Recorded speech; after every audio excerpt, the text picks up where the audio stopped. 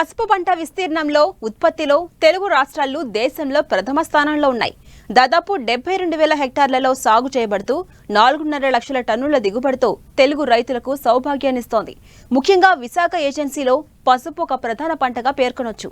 ఈ ప్రాంతాల్లో ఖరీఫ్ సీజన్కు అనుగుణంగా పసుపు నాటేందుకు రైతులు సిద్ధమవుతున్నారు. అయితే అధిక దిగుబడి కోసం రకాల ఎంపిక, యాజమాన్యం గురించి తెలియజేస్తున్నారు ఉద్యాన శాస్త్రవేత్త డాక్టర్ వెంకట సుబ్బారెడ్డి.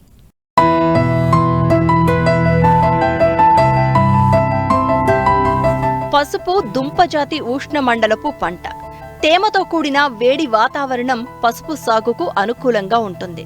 పసుపు సాగులో మన దేశం ప్రపంచంలోనే మొదటి స్థానంలో ఉండగా దాదాపు 40% సాగు విస్తీర్ణం తెలుగు రాష్ట్రాలలో ఉండడం గర్వకారణం.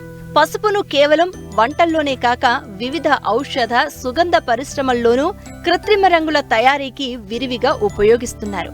మరి ఇంత ప్రాధాన్యత ఉన్న పసుపు సాగులో అధిక దిగుబడులు పొందాలంటే రకాల ఎంపికతో పాటు శాస్త్రీయంగా సాగు చేయాల్సి ఉంటుంది. అయితే విశాఖ ఏజెన్సీ ప్రాంతాల్లో సాగయ్యే పసుపుకు మార్కెట్లో అధిక డిమాండ్ ఉంటుంది.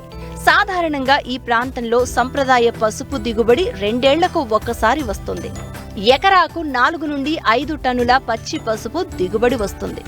ఎండు పసుపు 1200 నుండి 1400 కిలోల వరకు వస్తుంది. దీనినే దృష్టిలో ఉంచుకుని తక్కువ కాలంలో అధిక దిగుబడినిచ్చే రోమా, కస్తూరి, ప్రగతి రకాలను గిరిజన రైతులకు అధికారులు ఇచ్చి సాగు చేయిస్తున్నారు. పసుపును మే నెల 3వ వారం నుంచి జూన్ 2వ వారం వరకు నాటుతూ ఉంటారు. అయితే ఇక్కడి రైతులు సరైన దిగుబడులను పొందలేకపోతున్నారు. అధిక దిగుబడి పొందాలంటే సాగులో చేపట్టాల్సిన మేలైన యాజమాన్యం గురించి రైతులకు తెలియజేస్తున్నారు విశాఖ జిల్లా హరిపురం కృషి విజ్ఞాన కేంద్రం శాస్త్రవేత్త డాక్టర్ వెంకట సుబ్బారెడ్డి. ముఖ్యంగా మనకు పసుపులో వచ్చేసి జనరల్గా మనకు వర్షాధారంగా పండించే పసుపు మన విశాఖపట్నం జిల్లాలో ఎక్కువగా ఉంది. ముఖ్యంగా మన ఏజెన్సీ ఏరియాలో ఎక్కువగా పండిస్తుంటారు. సో తొలకరలో ప్రధానంగా చేయవలసినటువంటిది ఏంటంటే దుక్కి బాగా దున్నుకోవాల్సి ఉంటుంది. బాగా లోతు దుక్కులు చేసేసి ఒక వారం వరకు మనం ఎండలో అలాగే వేసినట్టయితే ముఖ్యంగా దానికి సంబంధించిన తెగుళ్ళు కానీ, పురుగులు కానీ, ఏదైనా భూ సంబంధమైనటువంటి లేదా సాయిల్ ద్వారా వచ్చినటువంటి ఎటువంటి తెగుళ్ళైనా రాకుండా ఉంటాయన్నమాట. అలాగే ముఖ్యంగా దుంపజాతి పంటలు ఏవైనా సరే వాటికి పశువులు అంటే ఆర్గానిక్ మ్యాటర్ ఎక్కువ కావాల్సి ఉంటుంది, కర్బన పదార్థం అనేది ఎక్కువ కావాల్సి ఉంటుంది. కాబట్టి పశువుల ఎరువు అనేది మనకు ఎకరాకు వచ్చేసి దాదాపు ఒక 10 టన్నుల వరకు వేయాల్సి ఉంటుంది. హెక్టార్కి వచ్చేసి అంటే 2.5 ఎకరాకి 25 టన్నుల వరకు కూడాను వేస్తే మంచిది. ఎంత పశువుల ఎరువు ఎక్కువ వేస్తే అంత మనకు ఎక్కువ దిగుబడి వచ్చేదానికి అవకాశం ఉంది. ఒకవేళ పశువుల ఎరువు తక్కువగా ఉన్నటువంటి ఏరియాలో మనము ఈ పచ్చి రొట్టె ఎరువులను ముందుగా పెంచి తర్వాత కలయిదునడం అని కానీ, లేదంటే ఆకుల్ని ఏదైతే రొట్టను వచ్చి మన అడవిలో దొరికేటువంటి రొట్టను కూడాను భూమిలో కలయిదుని పెట్టి తర్వాత కానీ పసుపు వేసుకున్నట్లయితే మనకు దిగుబడి ఎక్కువ వచ్చేదానికి అవకాశం ఉంది. అలాగే మన ఏరియాలో మన లోకల్ రకాలతో పాటుగా ముఖ్యంగా రోమా, ప్రగతి, అలాగే మన ఈ కస్తూరి రకాలను ఎక్కువగా సాగు చేస్తున్నారు. వీటిల్లో మనకు అధిక దిగుబడి ఇచ్చే రోమా ఒకటి, ప్రగతి ఒక రకాలు మనం ఎంచుకున్నట్లయితే చాలా మంచిగా ఉంటుంది. అలాగే ముఖ్యంగా పాటించాల్సినటువంటి పద్ధతి ఏంటంటే మన రైతు సోదరులు చాలామంది చేయకపోవడం కారణం ముఖ్యంగా ఈ విత్తన శుద్ధి అనేది చేయాల్సి ఉంటుంది. ఈ పశువు కొమ్ములు తీసుకున్నప్పుడు ముఖ్యంగా మనం సేంద్రియ పద్ధతిలో సాగు చేస్తున్నాం కాబట్టి ముఖ్యంగా ట్రైకోడర్మా విరిడి 10 గ్రాములు 1 లీటర్ కలిపి దాంట్లో 30 నిమిషాల వరకు ఈ ఏదైతే విత్తన పసుపు కొమ్ములు ఉన్నాయో వాటిని అలా ఉంచి తర్వాత నీడలో ఆరబెట్టి నాటుకున్నట్లయితే మనకు భూ సంబంధమైనటువంటి మట్టి ద్వారా వచ్చేటువంటి తెగుళ్ళు, అలాగే మనము అదే పొలంలో అనేక సంవత్సరాల నుంచి పండిస్తున్నాం కాబట్టి చాలా తెగుళ్ళు ఉంటాయి కాబట్టి అవి రాకుండా మనకు చాలా వరకు ఉపయోగపడుతుంది. ఒకవేళ మీరు విత్తనం వేసేటప్పుడు కానీ మర్చిపోయినట్లయితే మళ్ళీ విత్తనం వేసిన తర్వాత మళ్ళీ సేమ్ 10 గ్రాములు 1 లీటర్కు ట్రైకోడర్మా విరిడిని కలిపి మనము ఈ సాయిల్ డ్రించింగ్ అనేది చేయాలి. అలా చేసినట్టయితే మీకు చాలా వరకు దుంపకుళ్ళు తెగులు రాకుండా మనము చేసుకోవచ్చు. అలాగే దాని నుంచి విత్తనం తీసుకున్నప్పుడు కూడాను మనకు ఎటువంటి ఇబ్బందులు లేకుండా నెక్స్ట్ పంట అధిక దిగుబడి వచ్చేదానికి అవకాశం ఎక్కువ ఉంటుంది. అలాగే ముఖ్యంగా చాలామంది మన రైతు సోదరులు ఏం చేస్తున్నారంటే ఈ మామూలుగా ఈ ఫ్లాట్ మెథడ్ అంటారు, అలా దున్నేసి పసుపు కొమ్ములు వేస్తూ ఉంటాయి. సో ఆ విధంగా ఏమవుతుందంటే వర్షాలు అధికంగా పడుతున్నాయి కాబట్టి ఈ దుంప పుల్లు వచ్చేసి అలాగే నీటి ఊట వల్ల మొక్కలు ఎక్కువగా చనిపోయేదానికి అవసరం, గ్యాప్స్ అనేది చాలా ఎక్కువగా వస్తున్నాయి. అదేవిధంగా దిగుబడి కూడా చాలా వరకు తగ్గిపోతుంది.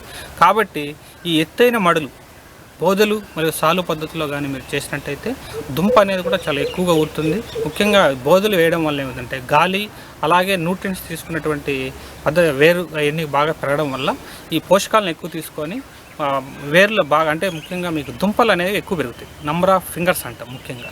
అలాగే తల్లిదుంప నుంచి వచ్చేటువంటి పిల్ల దుంపలు మీకు ఎక్కువ పెరుగుతాయి, ఫింగర్స్ అంటాం. సో అవి ఎక్కువగా పెరగడం వల్ల మీకు దిగుబడి అనేది దాదాపు 15 నుంచి 20% పెరుగుద్ది. మామూలు పద్ధతిలో కంటే ఇది పద్ధతి. దీనికి మహా అయితే మీకు దాదాపు 2% 3% ఎక్కువ ఖర్చు అయినప్పటికి కానీ మీకు 10% వరకు మీకు దిగుబడి పెరుగుద్ది. కాబట్టి రైతు సోదరులందరూ కూడాను ఈ ఎత్తైన బోధే సాగు పద్ధతుల్లో మీరు సాగు చేసుకున్నట్టయితే మీకు దిగుబడి చాలా బాగా ఎక్కువ వస్తుంది. అలాగే తెగుళ్ళు కూడాను మీకు తగ్గుతాయి ముఖ్యంగా. అలాగే మధ్యలో ఇంకొక ప్రధానమైనటువంటి పద్ధతి ఒకటి. ముఖ్యంగా ఏంటంటే పసుపు వేసినప్పుడు మల్చింగ్ అనేది వేయాల్సి ఉంటుంది. ముఖ్యంగా జనరల్గా ఏంటంటే మనకు ఎటువంటి దొరికిన వరిగడ్డి కానీ లేదంటే ఎటువంటి ఆకులను కానీ తీసుకొచ్చి మనం విత్తనం వేసిన వెంటనే ఆచ్ఛాదన చేసినట్లయితే మీకు దానివల్ల 2 రకాల లాభాలు ఉన్నాయి. అలాగే మనకు తేమ శాతం అనేది అలాగే భూమిలో నిలబడుతుంది. అలాగే కలుపు రాకుండా ఉంటుంది. ముఖ్యంగా అలాగే ఇది కుళ్ళి పశువుకి ఎరువుగా ఉపయోగపడుతుంది. సో ఈ 3 రకాల లాభాలు ఉండడం వలన ముఖ్యంగా ఈ మల్చింగ్ లేదా ఆచ్ఛాదన అనే పద్ధతిని మనం తప్పకుండా పాటించాలి. దీనివల్ల కూడాను మీకు దాదాపు 15 నుంచి 20% దిగుబడి పెరిగేదానికి అవకాశం ఉంది. దీనివల్ల ఏంటంటే మీకు కలుపు ఖర్చు తగ్గుతుంది. సో కలుపు తగ్గితే మీకు ఆటోమేటిక్గా దిగుబడి అనేది పెరుగుతుంది. మొలక శాతం కూడా పెరుగుతుంది. లేదా తెగుళ్ళు పురుగులు వచ్చే శాతం కూడా తగ్గిపోతుంది. దిగుబడి పెరుగుతుంది.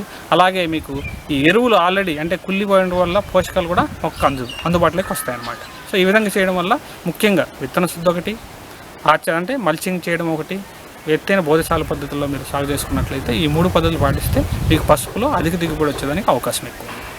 అధిక వర్షపాతం గల ఏజెన్సీ ప్రాంతాలలో సమతల మడుల పద్ధతి కంటే ఎత్తుమడుల పద్ధతి లేదా బోధెసాళ్ల పద్ధతిలో నాటుకోవడం మంచిదని శాస్త్రవేత్తలు సూచిస్తున్నారు.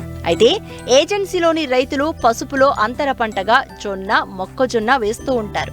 ఒక పంటకు వేసిన ఎరువులతో 2 పంటలు తీయడం అనాదిగా వస్తున్న ఆచారం.